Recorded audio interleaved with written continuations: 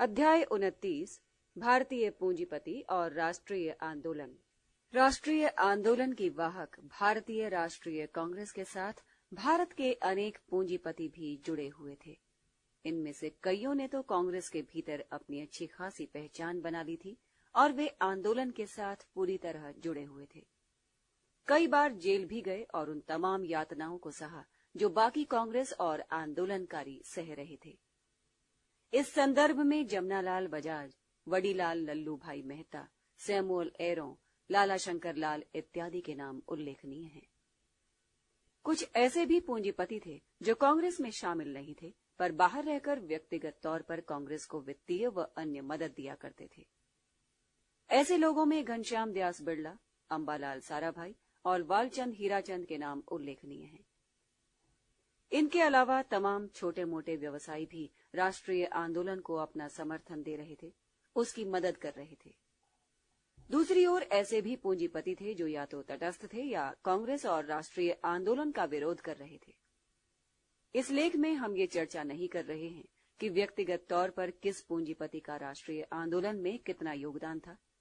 यहां हम ये देखेंगे कि एक वर्ग के रूप में भारतीय पूंजीपतियों ने राष्ट्रीय आंदोलन के प्रति क्या रणनीति अपनाई थी। पूंजीवाद का विकास। एक बात हमें पहले ही जान लेनी चाहिए कि औपनिवेशिक शासन के दौरान भारतीय पूंजीपति वर्ग का काफी ठोस आर्थिक विकास हुआ था और विकास की प्रक्रिया अन्य औपनिवेशिक देशों में पूंजीवाद के विकास की सामान्य प्रक्रिया से काफी भिन्न थी। विकास की इस असामान्य प्रक्रिया के कारण साम्राज्यवाद के रूबरू भारतीय पूंजीवाद की स्थिति काफी भिन्न थी। पहली बात तो ये कि भारतीय पूंजीवाद का विकास 19वीं सदी के मध्य से शुरू हुआ। पूंजी आधार कमोबेश स्वतंत्र था।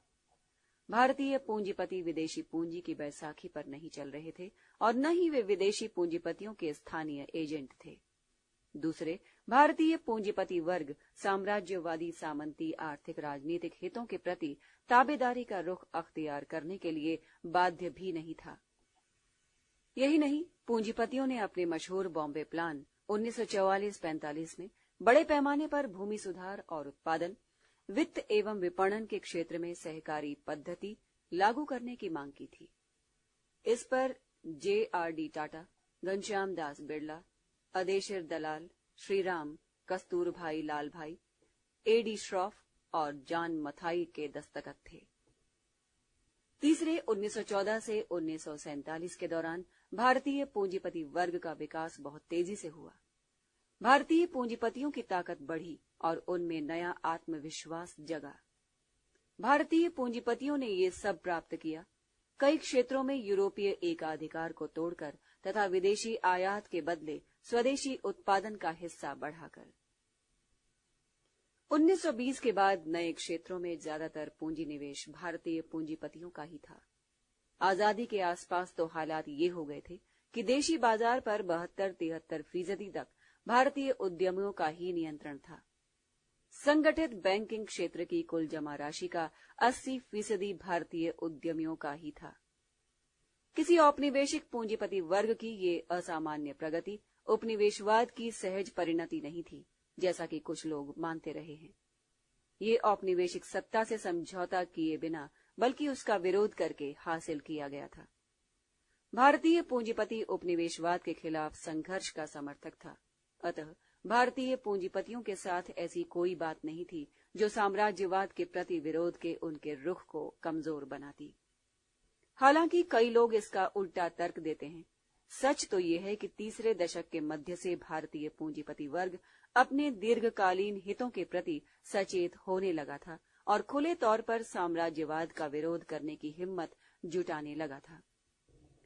इस काम में इस वर्ग ने जो थोड़ी बहुत हिचकिचाहट दिखाई वो साम्राज्यवाद के प्रति विरोध के बारे में नहीं थी, वरन इस बात पर थी कि संघर्ष के विभिन्न रास्तों में से किस रास्ते को चुना जाए। इस चुनाव के साथ एक आशंका जुड़ी हुई थी कि कहीं ऐसी राह न पकड़ ली जाए जो खुद के लिए आत्मघाती हो, यानी पूंजीवाद की स्थिति के लिए ही खतरा बन जाए। राजनीतिक पहचान कैसे बनी? साम्राज्यवाद और साम्राज्यवाद विरोधी आंदोलन के प्रति पूंजीपति वर्ग की भूमिका पर चर्चा करने से पहले कुछ शब्द इस बारे में कि पूंजीपति वर्ग ने अपनी राजनीतिक पहचान कैसे कायम की। 1920 की शुरुआत से ही घनश्याम दास बिड़ला और पुरुषोत्तम दास ठाकुरदास जैसे अनेक पूंजीपति भारतीय व्यवसायियों व पूंजीपतियों का राष्ट्रीय स्तर एक ऐसा संगठन बनाने का प्रयास करने लगे थे जो औपनिवेशिक सत्ता के सामने अपनी मांगों को सफलतापूर्वक पेश कर सके। उस समय भारत में यूरोपीय हितों का प्रतिनिधित्व काफी संगठित ढंग से हो रहा था। भारतीय पूंजीपति इसके विरोध स्वरूप भी अपना संगठन बनाना चाहते थे। भारतीय पूंजीपति अपने प्रयास में सफल रहे और 1927 में भारतीय वाणिज्य उद्योग महामंडल फिक्की का गठन हुआ। ये संगठन बहुत ही जल्द काफी मजबूत बन गया। देश भर के व्यापारियों उद्योगपतियों का इसमें प्रतिनिधित्व था। फिक्की को अंग्रेजी हुकूमत और भारतीय जनता से शीघ्र ही मान्यता मिल गई। इसे भारतीय पूंजीपति वर्ग का प्रतिनिधित्व करने वाला मुख्य संगठन मान लिया गया। पूंजीपति वर्ग के नेता फिक्की को भारतीय व्यापार, वाणिज्य और उद्योग का राष्ट्रीय अभिभावक मानने लगे। वे इसे औपनिवेशिक भारत के आर्थिक मामलों में राष्ट्रीय सरकार की भूमिका निभाने वाला संगठन समझने लगे। धीरे धीरे भारतीय पूंजीपतियों ने अर्थव्यवस्था के हर क्षेत्र में साम्राज्यवादी नीतियों का विरोध करना शुरू किया। यहां तक कि असमान उत्पादकता वाले देशों के बीच व्यापार के बारे में विनिमय असंतुलन की बात भी उसी समय उठाई गई थी। घनश्याम दास बिड़ला और एसपी जैन ने 1930 में ही ये मुद्दा उठाया था। कांग्रेस नेताओं ने कई बार अनेक राष्ट्रीय आर्थिक मुद्दों पर इन पूंजीपतियों के सहयोग को अमूल्य कहा, उनके सुझावों की कद्र की तथा उनसे राय मांगी। पूंजीपति फिक्की को महज आर्थिक हितों के लिए लड़ने वाला संगठन नहीं मानते थे। इस वर्ग के नेताओं ने जल्द ही एहसास कर लिया कि उन्हें राजनीति में घुसकर सक्रिय भूमिका निभानी चाहिए। फिक्की के दूसरे वार्षिक अधिवेशन 1928 में फिक्की के अध्यक्ष पुरुषोत्तम दास ने घोषणा की कि अब हम अपनी राजनीति को अर्धनीति से अलग नहीं रख सकते। भारतीय वाणिज्य एवं उद्योग राष्ट्रीय आंदोलन से जुड़े हुए हैं। राष्ट्रीय आंदोलन जितना विकसित और मजबूत होगा, उसी के अनुपात में भारतीय वाणिज्य और व्यापार भी विकसित और मजबूत होगा। बाद में 1930 में घनश्याम दास बिड़ला ने भी कमोबेश यही बात कही। मौजूदा राजनीतिक हालात में सरकार को अपने पक्ष में मोड़ना असंभव है। अब एक ही विकल्प बचा है कि भारत का व्यापारी वर्ग ऐसे लोगों के हाथ मजबूत करे जो देश की आजादी के लिए लड़ रहे हैं। पूंजीपतियों की आशंका। फिलहाल जैसा कि हमने पहले ही कहा है, साम्राज्यवाद विरोधी संघर्ष के लिए कौन सा रास्ता अख्तियार किया जाए, इस सवाल पर पूंजीपतियों का जवाब जरा अलग था। इस बारे में उनकी अपनी धारणाएं थी। पूंजीपति वर्ग संवैधानिक संघर्ष और बातचीत के रास्ते को पूरी तरह न छोड़ने का पक्षधर था। ये वर्ग साधारणतः ऐसे संघर्ष के हक में था जो संवैधानिक तरीकों पर आधारित हो, ताकि जनसाधारण सविनय अवज्ञा पर जोर दे। इसके कई कारण थे।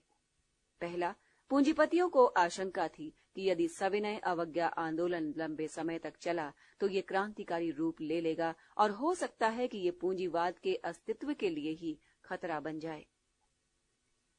लालाजी नारायण जी ने मार्च 1930 में पुरुषोत्तम दास को लिखा था कि इससे पहले निजी संपत्ति को ही खतरा पैदा हो जाएगा और इस आंदोलन से व्यवस्था के प्रति असम्मान का जो भाव पैदा होगा, उसके नतीजे बहुत बुरे होंगे। भविष्य में देशी सरकारों को भी इस खतरे का सामना करना पड़ सकता है। इस तरह पूंजीपतियों को जब भी ये लगता कि आंदोलन खतरनाक मोड़ ले रहा है, वे इसे संवैधानिक प्रतिरोध के स्तर तक लाने की हर चंद कोशिशें करते। दूसरे, पूंजीपति वर्ग सत्ता के खिलाफ लंबे समय तक आक्रामक आंदोलन को समर्थन देने से हिचकिचाता था, क्योंकि इससे उसकी रोजमर्रा की व्यापारिक गतिविधियां प्रभावित होती थी और उसे लगता था कि आंदोलन का ये रुख उसके खुद के वर्गीय अस्तित्व के लिए खतरा है। लेकिन भारतीय पूंजीपतियों द्वारा संवैधानिक गतिविधियों जैसे विधानसभा या वायसराय की कार्यकारिणी परिषद में हिस्सेदारी का मतलब ये नहीं था कि भारतीय पूंजीपति वर्ग साम्राज्यवादी सत्ता का पिट्ठू हो गया था या उसके सामने आत्मसमर्पण कर चुका था। पूंजीपति वर्ग के लिए ये सब तरीके साम्राज्यवादी सत्ता के प्रति विरोध जताने के लिए महज साधन थे। उनका मानना था कि सत्ता पर अंकुश लगाने के इन साधनों के बहिष्कार का अर्थ निरंकुश सत्ता को मनमाना काम करने की छूट देना होगा। इससे अंग्रेजी हुकूमत भारतीय जनता और पूंजीपति वर्ग के हितों के खिलाफ कोई भी मनमाना कदम उठा सकेगी। लेकिन पूंजीपति वर्ग के नेताओं ने कभी भी किसी संवैधानिक सुधार को बिना शर्त स्वीकार नहीं किया। सम्मेलनों तथा विधानमंडलों में इनकी हिस्सेदारी भी सशर्त थी। अपनी शर्तों पर ही ये इनमें भाग लेते थे या किसी सुधारवादी कदम को अपनी मंजूरी देते थे। मूलभूत सिद्धांतों पर इन्होंने कभी समझौता नहीं किया। जब भी इन्हें लगा कि सत्ता उन्हें उनकी न्यूनतम राष्ट्रीय मांगों से भी कम दे रही है, इन्होंने इसे स्वीकार नहीं किया। इसी कारण फिक्की ने 1934 में भारत में संवैधानिक सुधारों के लिए गठित संयुक्त संसदीय समिति की रिपोर्ट को नामंजूर कर दिया था और इसे श्वेत पत्र के प्रतिक्रियावादी प्रस्तावों से भी ज्यादा प्रतिक्रियावादी कहा था। संवैधानिक संघर्ष के प्रति पूंजीपति वर्ग का चाहे जितना मोह रहा हो, वे विधानमंडलों में बेशर्त हिस्सेदारी की निरर्थकता से अच्छी तरह वाकिफ थे। 1934 में फिक्की के अध्यक्ष एनआर सरकार ने कहा था कि विधानमंडलों में हिस्सेदारी की सार्थकता तभी है जब इसमें समूचा राष्ट्र हिस्सा ले। पूंजीपतियों ने कांग्रेस की हिस्सेदारी या पूर्वानुमति के बिना आर्थिक व संवैधानिक मुद्दों पर अंग्रेजी हुकूमत से शायद ही कभी बातचीत की हो। समझौता या किसी फैसले पर पहुंचने की बात ही दूर थी। 1930 में फिक्की ने नरमपंथियों का विरोध करते हुए अपने सदस्यों को गोलमेज सम्मेलन का बहिष्कार करने की सलाह दी थी। संगठन की ओर से एक बयान में कहा गया था, संवैधानिक समस्या पर कोई भी सम्मेलन तब तक सफल नहीं हो सकता जब तक कि इसमें गांधी जी स्वतंत्र हैसियत से भाग नहीं लेते या कम से कम इस तरह के सम्मेलन के लिए उनकी मंजूरी नहीं ले ली जाती। पूंजीपति वर्ग अच्छी तरह जानता था कि केवल कांग्रेस ही कुछ हासिल कर सकती है और वे ये भी नहीं चाहते थे कि गोलमेज सम्मेलन में भारत का प्रतिनिधित्व विभाजित धड़ों द्वारा किया जाए। नवंबर 1929 में अंबालाल साराभाई ने कहा था, कांग्रेस के समर्थन के बिना सरकार आपकी कोई बात नहीं सुनेगी। वास्तव में संविधानवाद पूंजीपति वर्ग का लक्ष्य नहीं था और न ही वे थोड़ा थोड़ा करके लक्ष्य की प्राप्ति के समर्थक थे। यदि ऐसा होता तो वे उदारवादियों के साथ होते, कांग्रेस का साथ न देते। उस कांग्रेस का जो बार बार संघर्ष के गैर संवैधानिक तरीके अपना रही थी, जिनमें सविनय अवज्ञा आंदोलन भी शामिल था। पूंजीपति वर्ग ने कभी भी संघर्ष के अन्य तरीके अपनाए जाने की संभावना से इनकार नहीं किया। इस वर्ग की निगाह में संवैधानिक साझेदारी महज लक्ष्य की ओर एक कदम थी। इस लक्ष्य की प्राप्ति के लिए अन्य कदम भी जरूरी हो सकते थे। बतौर उदाहरण 1937 में सत्ता में हिस्सेदारी के लिए कांग्रेस को राजी करने में महत्वपूर्ण भूमिका निभाने वाले घनश्याम दास बिड़ला ने लॉर्ड हैलिफैक्स और लॉर्ड लोथियन को चेतावनी देते हुए कहा था, कांग्रेस महज संविधान पर अमल करने के लिए सत्ता में शामिल नहीं हो रही है, बल्कि इसका लक्ष्य होगा अपने अंतिम लक्ष्य की प्राप्ति के लिए आगे कदम बढ़ाना, और यदि गवर्नरों और नौकरशाहों ने इस राह में रोड़े अटकाए या 2-3 वर्षों के भीतर कांग्रेस इस लक्ष्य की प्राप्ति के लिए आगे न बढ़ सकी तो भारत सीधे संघर्ष के लिए बाध्य होगा, यानी देशव्यापी अहिंसक सविनय अवज्ञा आंदोलन छिड़ जाएगा। सविनय अवज्ञा जन आंदोलन के प्रति भारतीय पूंजीपति का रुख बहुत उलझावपूर्ण था। एक ओर तो ये वर्ग दीर्घकालिक सविनय अवज्ञा आंदोलन से डरता था, इसका कारण हम पहले ही बता चुके हैं। दूसरी ओर ये भी मानता था कि सविनय अवज्ञा आंदोलन से ही उसको तथा देश को कुछ ठोस चीजें हासिल हो सकती हैं। जनवरी 1931 में उस समय चल रहे सविनय अवज्ञा आंदोलन के बारे में घनश्याम दास बिड़ला ने पुरुषोत्तम दास को लिखा था, इसमें संदेह नहीं कि हमें आज जो कुछ दिया जा रहा है वो गांधी जी के कारण ही दिया जा रहा है, और यदि हम जो कुछ चाहते हैं उसे हासिल भी करना चाहते हैं तो वर्तमान आंदोलन को कमजोर नहीं होने देना चाहिए। जब यह आंदोलन काफी लंबे समय तक खिंचा तो पूंजीपति इसे वापस लेने और कांग्रेस तथा सरकार के बीच समझौता कराने का प्रयास करने लगे। ये वर्ग अक्सर दोनों के बीच मध्यस्थता तो करता था, लेकिन ये अच्छी तरह समझता था कि इस तरह का समझौता या शांति तभी संभव है जब सत्ता कुछ ठोस रियायतें देने पर राजी हो जाए। सत्ता से सौदेबाजी के लिए आंदोलन की धौंस जरूरी है, लेकिन इस समझौते या शांति स्थापना के लिए वे सत्ता के समक्ष आत्मसमर्पण या अपनी मांगों में कटौती के लिए तैयार नहीं थे। इस तरह पूंजीपति वर्ग का दोहरा उद्देश्य था। समझौता हो जाए पर राष्ट्रीय आंदोलन कमजोर न पड़े। इस बारे में जनवरी 1931 में घनश्याम दास बिड़ला ने कहा था, हमें दो बातें ध्यान में रखनी होंगी। पहली ये कि जब भी उचित समय आए हमें ऐसे समझौते के लिए प्रयास करना चाहिए। दूसरी बात, हमें कोई ऐसा कदम नहीं उठाना चाहिए जिससे उन लोगों का हाथ कमजोर हो जिनके चलते आज हम यहां तक पहुंचे हैं। दूसरी बात, पूंजीपति वर्ग सविनय अवज्ञा आंदोलन का चाहे जितना विरोधी रहा हो, इस मुद्दे पर इसने कभी भी औपनिवेशिक सत्ता का समर्थन नहीं किया। पूंजीपतियों का हमेशा ये प्रयास रहा कि सरकार आंदोलनकारियों का दमन न करने पाए। वे कांग्रेस और प्रेस पर से प्रतिबंध हटाने और राजनीतिक बंदियों को रिहा करने के लिए दबाव डालते रहे। पूंजीपति वर्ग का ये रुख तब भी था जब कांग्रेस का अवैधानिक जनसंघर्ष अपने चरम बिंदु पर था। सत्ता के साथ किसी भी समझौते पर पहुंचने के लिए पूंजीपति वर्ग की ये पहली शर्त थी कि राजनीतिक बंदियों को रिहा किया जाए, कांग्रेस और प्रेस पर से प्रतिबंध उठाया जाए और दमनात्मक कानूनों को वापस लिया जाए। कांग्रेस की लड़ाकू ताकत व जुझारू चरित्र से पूंजीपति वर्ग आशंकित जरूर था, पर इसके चलते इस वर्ग ने कभी भी, विशेषकर 1920 के बाद, औपनिवेशिक सत्ता का समर्थन नहीं किया। न इसने कभी खुले रूप से कांग्रेस की आलोचना की और न ही कांग्रेस से रिश्ता तोड़ा। इस मुद्दे पर शुरू में पूंजीपति वर्ग का रुख कुछ और ही था, पर समय के बदलाव के साथ इसमें काफी परिवर्तन आया। स्वदेशी आंदोलन 1905 से 1908 के दौरान ये वर्ग इसका कट्टर विरोधी था। तीसरे दशक के प्रारंभ में छिड़े असहयोग आंदोलन का भी पूंजीपति वर्ग के एक तबके ने विरोध किया था। पुरुषोत्तम दास व अन्य पूंजीपतियों ने अपने को असहयोग आंदोलन का दुश्मन घोषित किया था, लेकिन चौथे दशक में छिड़े सविनय अवज्ञा आंदोलन का अधिसंख्य पूंजीपतियों ने समर्थन किया। सितंबर 1930 में वायसराय ने पूंजीपति वर्ग से कांग्रेस की आलोचना करने को कहा और उन्हें विश्वास दिलाया कि इस काम में सरकार उनकी रक्षा का पूरा बंदोबस्त करेगी। मगर पूंजीपति वर्ग वायसराय के झांसे में नहीं आया। भारत छोड़ो आंदोलन शुरू होने के 4 दिन पहले 5 अगस्त 1942 को पुरुषोत्तम दास, JRD टाटा और घनश्याम दास बिड़ला ने वायसराय को लिखा कि वर्तमान संकट से उबरने और एक नए सविनय अवज्ञा आंदोलन से बचने का एकमात्र तरीका यही है कि भारत को राजनीतिक स्वाधीनता प्रदान की जाए।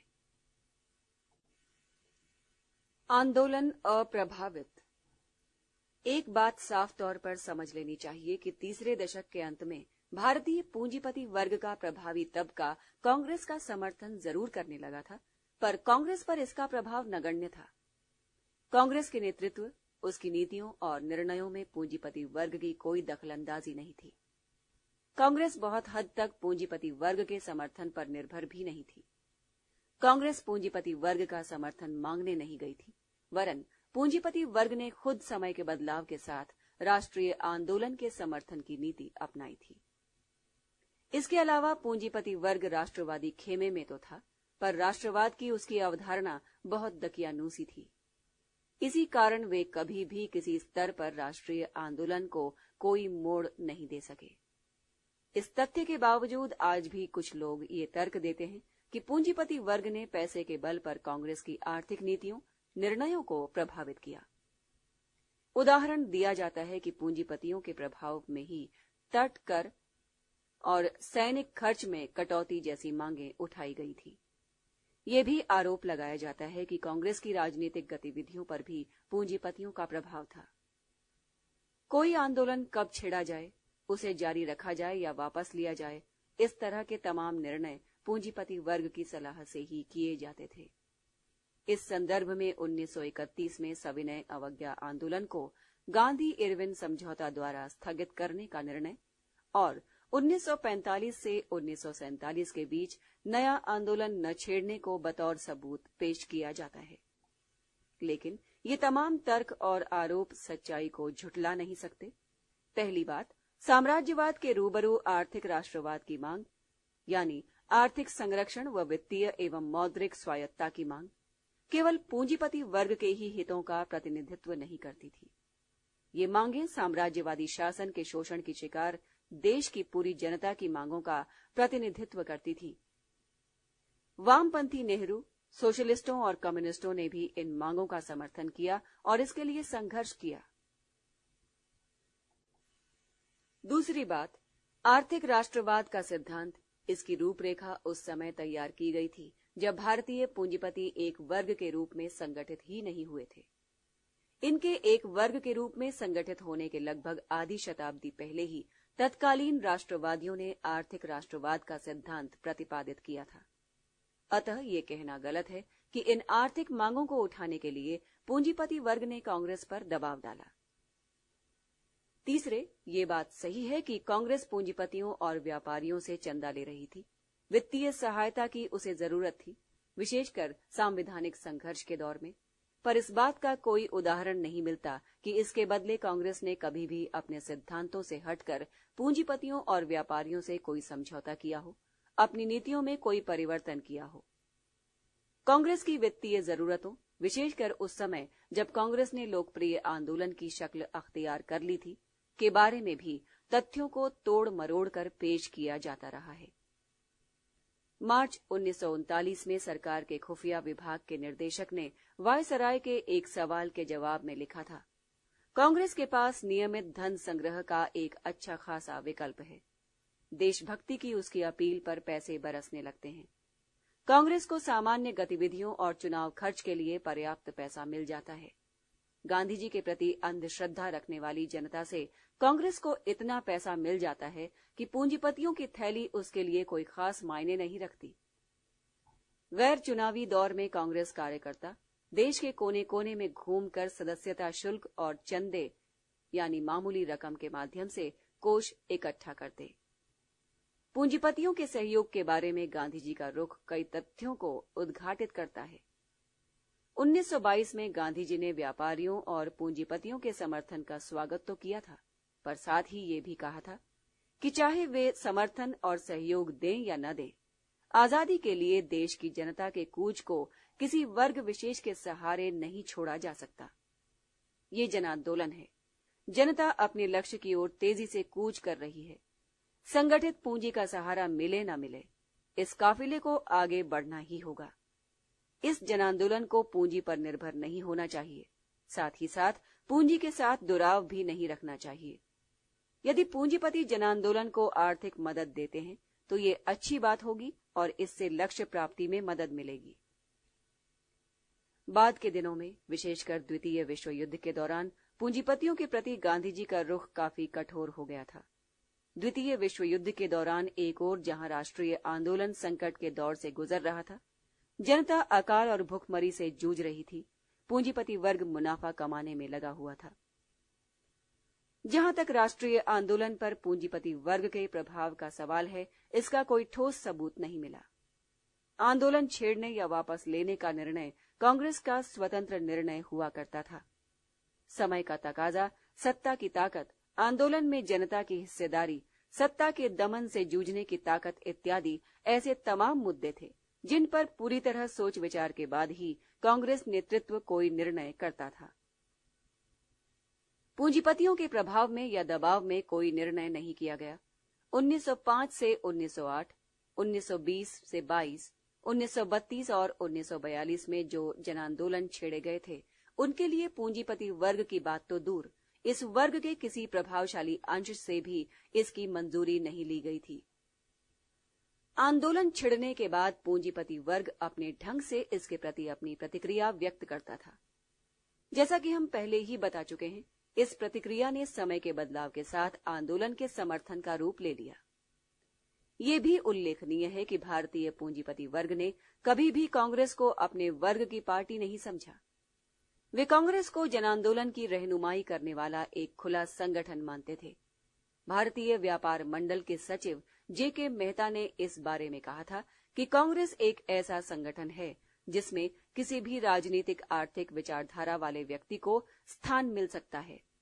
अतः इसे दक्षिण या वाम किसी भी दिशा में मोड़ा जा सकता है। आंदोलन की अलग अलग ताकतें।